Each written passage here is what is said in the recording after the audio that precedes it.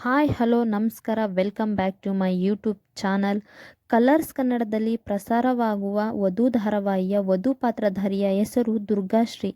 ಇವರ ಬಗ್ಗೆ ಸಂಪೂರ್ಣವಾದ ಮಾಹಿತಿಯನ್ನು ತಿಳಿದುಕೊಳ್ಳೋಣ. ಮೊದಲ ಬಾರಿಗೆ ನಮ್ಮ ಚಾನಲನ್ನು ನೋಡುತ್ತಿದ್ದರೆ ನಮ್ಮ ಚಾನಲನ್ನು ಸಬ್ಸ್ಕ್ರೈಬ್ ಮಾಡಿಕೊಳ್ಳಿ. ಉದಯ ವಾಹಿನಿಯಲ್ಲಿ ಪ್ರಸಾರವಾಗುತ್ತಿದ್ದ ನೇತ್ರಾವತಿ ಧಾರಾವಾಹಿಯ ನಾಯಕಿಯಾಗಿ ಕಾಣಿಸಿಕೊಂಡಿದ್ದಾರೆ. ಮೂಲತಃ ಇವರು ಬೆಂಗಳೂರಿನ ಹುಡುಗಿಯಾಗಿದ್ದಾರೆ. 1997ರಲ್ಲಿ ಇವರು ಜನಿಸಿದ್ದಾರೆ. BCom ಪದವಿಯನ್ನು ಪಡೆದಿದ್ದಾರೆ. ಇವರು ಭರತನಾಟ್ಯದ ಕಲಾವಿದೆ ಆಗಿದ್ದಾರೆ. ಭರತನಾಟ್ಯದಲ್ಲಿ ಏನಾದರೂ ಸಾಧಿಸಬೇಕೆಂಬ ಹಂಬಲವು ಇಂದಿಗೂ ಇದೆಯಂತೆ.